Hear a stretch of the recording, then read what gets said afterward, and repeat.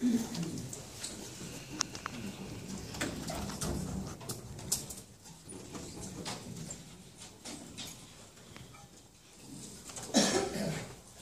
again, Mr. Supervisor and members of the town board. Hello again, Robert. The behavior that was permitted at the last town meeting was so outrageous that the news editorial board put out their opinion the very next day. I'd like to share that with everyone. Oyster Bay Town Hall is seen in this updated photo. Let me show you a picture. John Venditto usually isn't one to let politics push him into rudeness. The town of Oyster Bay supervisor, who is seeking his 10th term in November, has generally remained calm and friendly, even dealing with his opponents. But with his town, employees, political cronies, and himself under attack following the federal indictment of Restaurante Harinder Singh, that seems to have changed. The town board meeting held Tuesday afternoon turned ugly when about 3 dozen construction workers who came to support the embattled Venditto and board started insulting members of the public, addressing the elected officials. Venditto, rather than using his gavel to settle things down, sided with the hecklers and insulted speakers who questioned the management of his town. Most likely there will be litigation to determine whether Oyster Bay is on the hook for as much as $20 million in potentially unlawful loan guarantees on concessions Singh ran for the town. Details that were outlined in the indictment, Singh's indictment. But it seems probable that the only way the town is liable for these guarantees Oyster Bay entered into if they themselves were unlawful. Venditto and the board don't look good either way. And the indictment of Town Planning and Development Commissioner Frederick Ippolito on tax evasion charges involving $2 million in income from a town road contract that adds insult to injury. On Tuesday, Venditto interrupted speakers offering public comment to accuse them of wanting the town to fail, and repeatedly belittled important questions as silly. It was another shameful episode for a town's government that has begun to make shameful episodes a habit. Mr. Supervisor, I don't understand what, besides the momentary personal gratification you hope to achieve by allowing behavior last week during the town meeting. Councilman Macchione, you boast in your town biography of being the Long Island director of the Northeast Regional Council of Carpenters and an officer in Carpenters Local 290, and a delegate for the Nassau-Suffolk Building Trades. Those were the people who were in attendance last week, cursing and threatening residents who wished to question the town supervisor. Make no mistake about it, those were your people. You can deny you orchestrated it, but those were your guys, and you sat there and you laughed along. You showed everyone that when the choice needs to be made between your union obligations and the oath you swore to the residents of the town, you chose the union. In my opinion, you're not fit to lead either the residents of the town or the union workers. I asked you to resign immediately because of your actions last week. I'm equally disgusted with the behavior of town officials or employees Stephen Marks, who's an attorney, he's special legislator or special counsel John Venditto. He stood in the corner and laughed with his head back at everything that happened. Tom Sabellico sat there and laughed and clapped. You're on video, Tom. Rob. Let me finish. No, Barry Bree. Robert, talk to me. Yes, sir. Okay. Barry Bree, this is the Deputy Commissioner of Public Safety. This gentleman came to my house with tears in his eyes to beg me not to involve him in exposing the misconduct in the town of Oyster Bay. Explained to me he had no choice. He was your driver. There was nothing else he could do. He was stuck. I saw him patting those guys on the back and telling them they did a good job on the way out last week. The editors of Newsday obviously watched the video.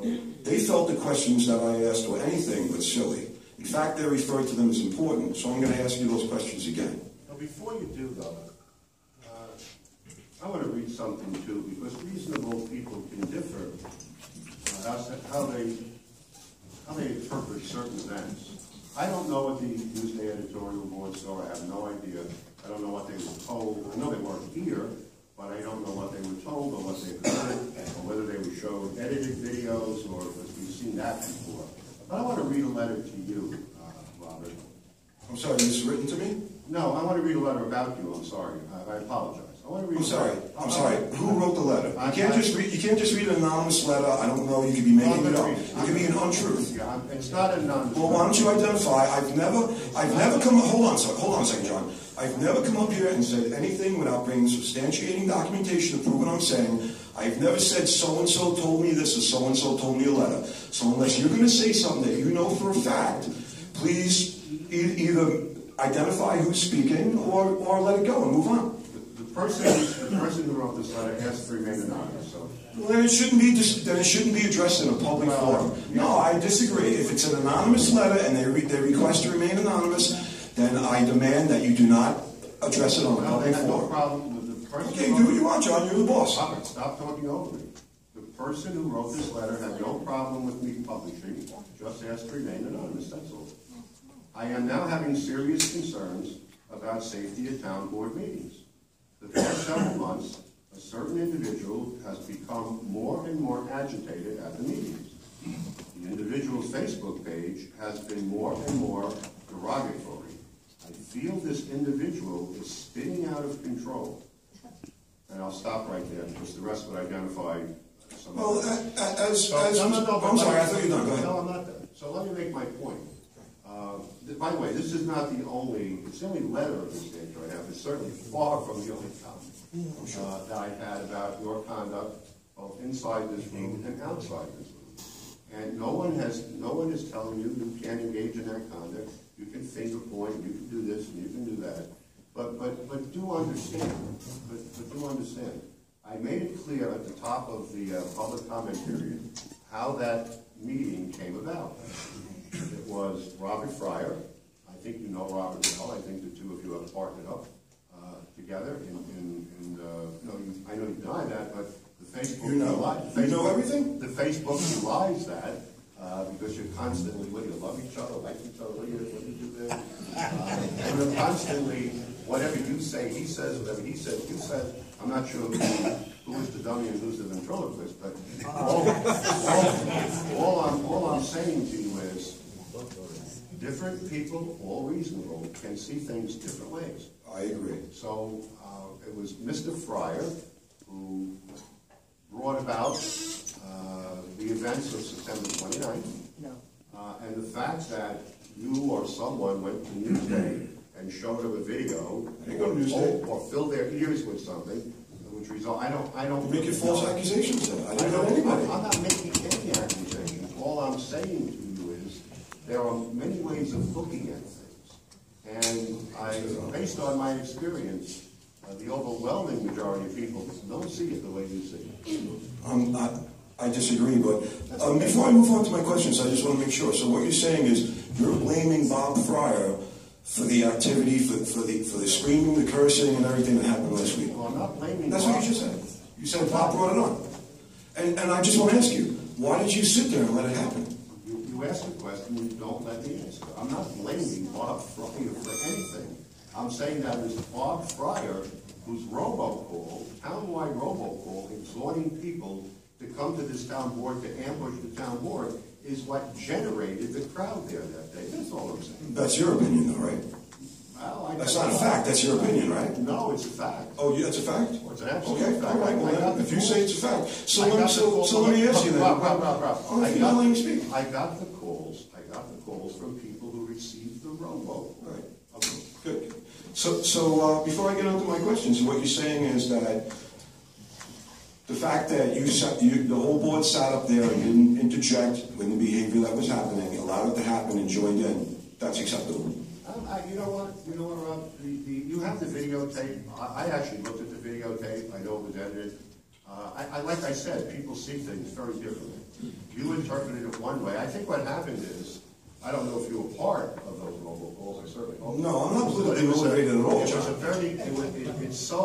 It's so embarrassingly backfired that I think what everybody did, those who had the egg on their face, tried to spin it another way and say, oh my goodness, they were so rude to us. No, I'm a little confused. You're the one who exhorted residents to come up here and engage. I'm a little confused because, number one, I have nothing to do with any robocalls, and you can ask Bob, I have nothing to do with any political, hold on a second, I don't have anything to do with any political agenda.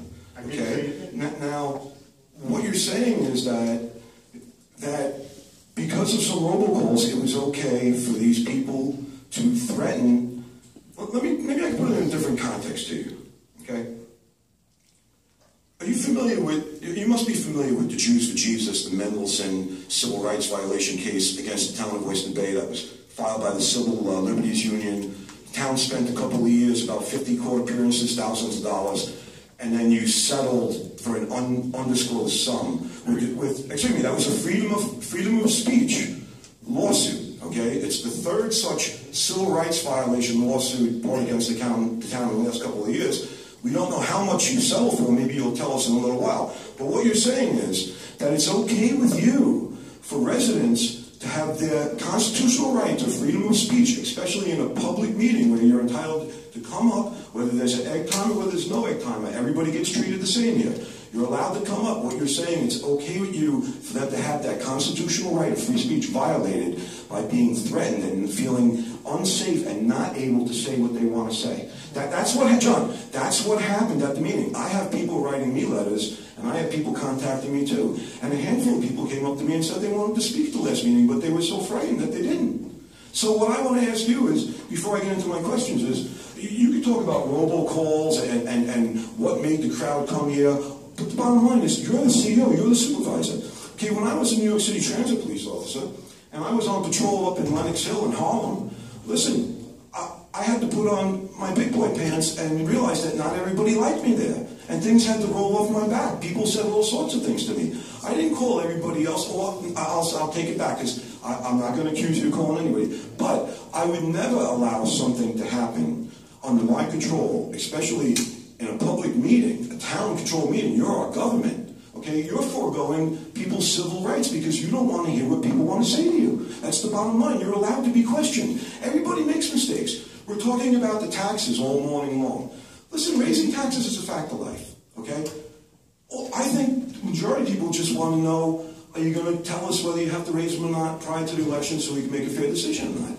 Okay, I think it's absurd that you're sitting here saying that you're not willing. You know, this is my problem. This is why I've been coming here for 7 months. Because you're not willing to take responsibility for anything. I've been wrong 100% about everything I've ever brought to you.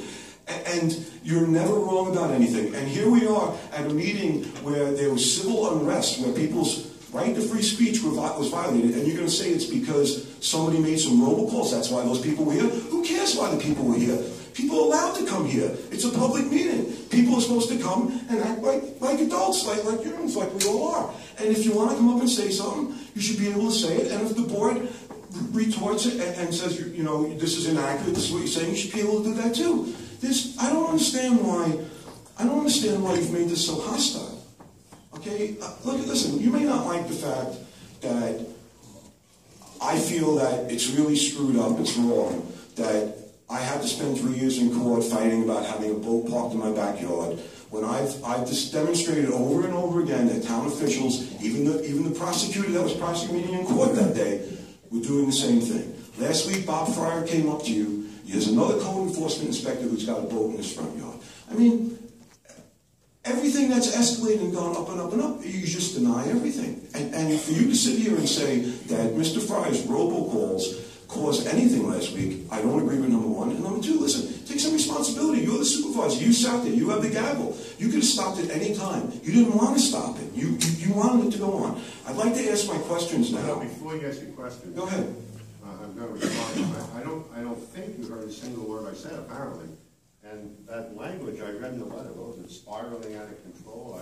I know, John, you've been running. Listen, I came up here 7 months ago, and first you said that I was all about money, I wanted money. Then you blamed me that I was purposely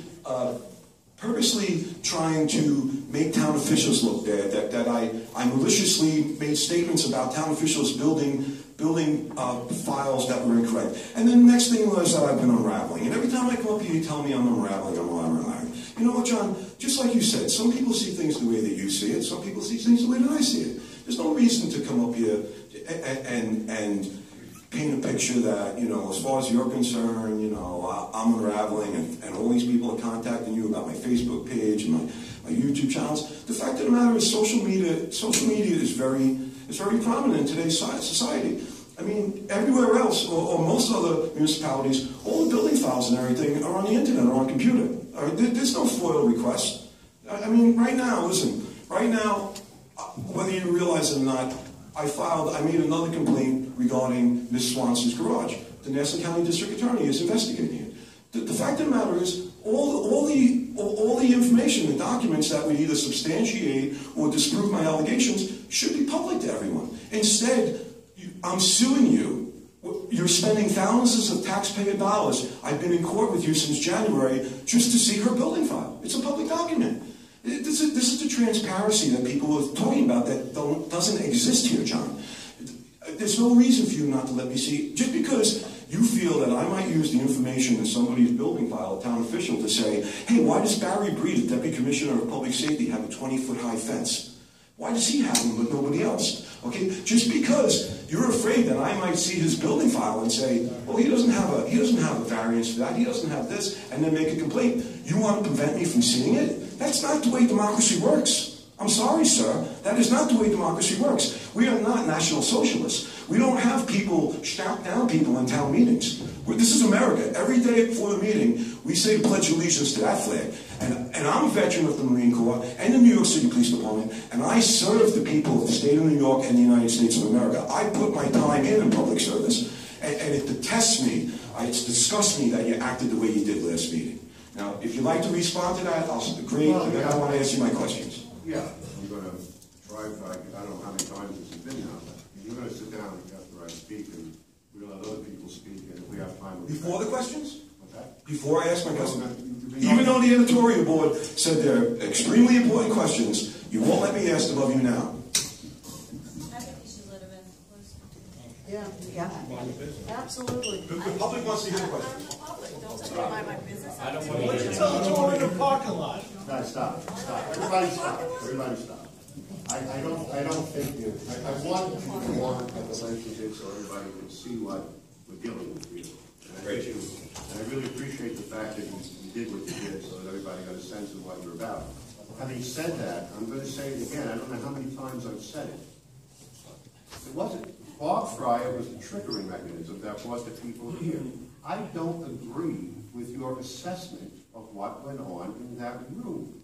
That's all I've been saying since the very beginning. You're talking about the National Socialist Party? I believe that's who stops free speech, yes. I believe the National Socialist Party is the party of Adolf Hitler, am I correct? Yes. All right. I think we're getting a little bit over the top and getting a little bit extreme. I totally disagree with you with respect to what went on at the meeting last week. It wasn't really much different than the meeting that went on today. It's what happened for you and for your friend Mr. Fryer is that your plan embarrassingly backfired and you couldn't produce people here to ambush the town board.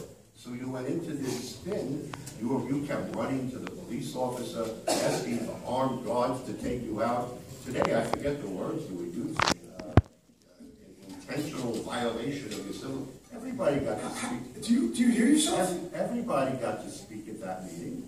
Everybody spoke. Do you hear what you're saying? Do you hear what you're saying? Do you hear yourself? Look, let me finish what I'm saying.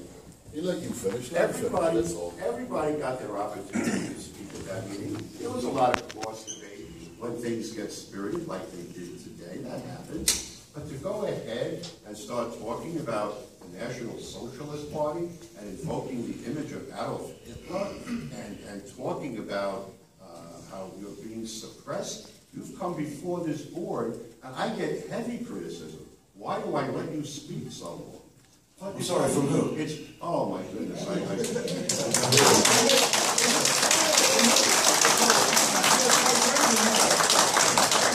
Because quite frankly, I get thousands of people contacting me telling me what a great job I'm doing, so I'd like to know who's talking.